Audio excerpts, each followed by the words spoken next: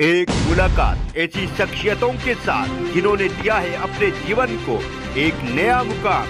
रूबरू कराएंगे ऐसी कुछ हस्तियों के साथ एक खास शख्सियत के साथ मुलाकात जयदेव पटेल के साथ नंबर 1 इंडिया न्यूज पर। नमस्कार व्यूअर्स, मैं जयदेव पटेल और आप देख रहे हैं नंबर 1 इंडिया न्यूज। आपका एक बार फिर स्वागत है एक खास शख्सियत के साथ मुलाकात प्रोग्राम में।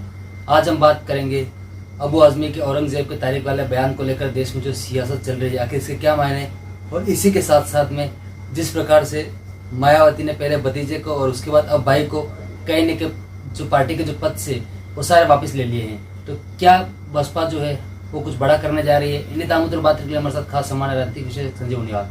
संजय उनियाल जी, आपका बहुत बहुत स्वागत है आज हमारे प्रोग्राम में। नमस्कार जयदेव जी, नमस्कार जी। संजय उनियाल जी, आपसे हमारा पहला सवाल है कि अबू आजमी के औरंगजेब तारीख वाले बयान थे, उसको लेकर देश में जो सियासत चल रही है इसके क्या मायने आप देखते हैं? हालांकि अब उसका बयान जो है उन्होंने वापस भी ले लिया है। अबू आजमी को जो बयान उन्होंने दिया उनको खुद सोचना चाहिए कितना खतरनाक बयान है। जबकि हिस्ट्री में ये चीजें नहीं बताई गई, परंतु अब तो फिल्में तक बनने लगी, लोग अवगत हो गए वीडियो से। आप जैसे प्रोग्राम्स देते हैं, इस तरह की जो न्यूज चैनल्स हैं, आप सोशल मीडिया के थ्रू लोगों को बिल्कुल अवगत हो चुके हैं कि अकबर कौन था, उसने हिंदुओं के साथ, आम समाज के साथ क्या किया, औरंगजेब कौन था, उसने क्या अपने हाल किया, और इन सब ने, औरंगजेब ने अपने पिता के साथ क्या दुर्दशा की।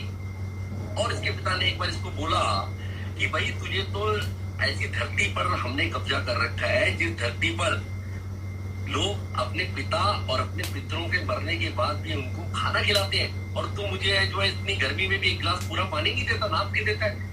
तो तुझे तो शर्म आनी चाहिए कि तू ऐसी धरती में रहते हुए भी। तो ये सब बातें ये बताती हैं कि आप किस आइडियोलॉजी से हैं और हिंदू धर्म किस तरह का था, और आपने उसको लगातार नरसंहार करने की कोशिश की। और उसकी बड़ाई आप देखिए कि समाजवादी पार्टी का एक इतना बड़ा नेता करता है अबू आजमी, और उसको हटाने वाला, उसको कहने वाला, उसको धुतकारने वाला ना मुलायम सिंह ने कभी कोशिश करी, और उनके सपुत्र उनसे आगे निकल गए एक कदम, उन्होंने भी कोई कोशिश नहीं की। तो ये इसीलिए मुझे लगता है कि आज समाज जाग चुका है और इन सबको सोचना चाहिए। राजनीति की बात नहीं है, ये समाज को झंझोड़ने वाली बात है। हिंदू समाज को झंझोड़ के रखते हैं इन्होंने, किस तरह की भावनाएं ये रखते हैं औरंगजेब के साथ, अकबर के प्रति, बाबर के प्रति, और हीरो हीरोइन अपने बच्चों के नाम रख देते हैं। वो समय चला गया सड़कों के नाम, पार्कों के नाम, और अब तो अपने बच्चों के नाम भी लोग रखने लगे हैं। तो ये सब वो टाइम मुझे लगता है कि बहुत मुश्किल हो जाएगा। बच्चा आके कहेगा इनसे स्कूल में कि मुझे लोग जो है वो दुत्कारते हैं कि आपने मेरा क्या नाम रखा हुआ है। ये लंबी सोच रखने वाले लोग जो है वो इस तरह की हरकतें नहीं करते।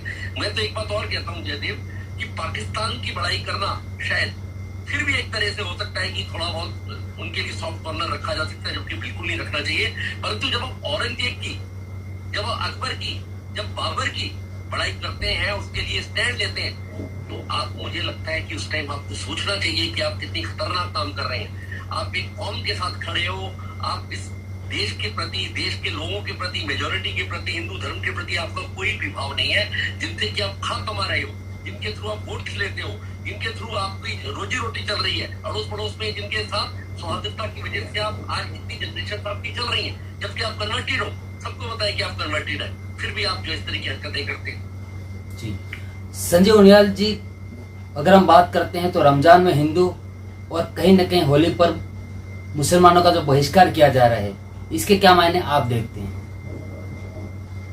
नहीं, देखो, बहिष्कार मैं इस को बहुत अच्छा नहीं मानता हूँ। किसी भी धर्म का बहिष्कार नहीं होना चाहिए, उसके रीति रिवाजों का बहिष्कार नहीं होना चाहिए, और सबको कॉन्स्टिट्यूशनल राइट है कि अपने त्योहारों को मनाए, स्वाधीनता से मनाए। और हिंदू समाज, मुझे नहीं लगता कुछ कट्टरपंथी 1% क्या मैं 2 लोग होंगे, वरना हिंदू समाज की आम प्रवृत्ति ये होती है कि सब अपने त्योहार मनाएं, और हिंदुओं को भी उनके त्योहार मनाने के लिए ऐसी उदारवादी सोच रखनी पड़ेगी और रखनी चाहिए, जो कि यहाँ पर रहना चाहते हैं, जो रह रहे हैं। नहीं तो उनको लगता है कि कुछ और किसी देश की तलाश करना चाहिए उनको, अगर वो इस स्वाधीनता को नहीं बनाए रखना चाहते। संजय उनियाल जी, आपसे मेरा एक आखिरी सवाल है कि बसपा सुप्रीमो मायावती की तरफ से पहले उनके भतीजे को और उसके बाद अब उनके भाई से जितने पद थे पार्टी के सारे वापस ले लिए गए हैं, तो क्या आपको लगता है कि बसपा सुप्रीमो मायावती कुछ बड़ा करने जा रही है आने वाले समय में?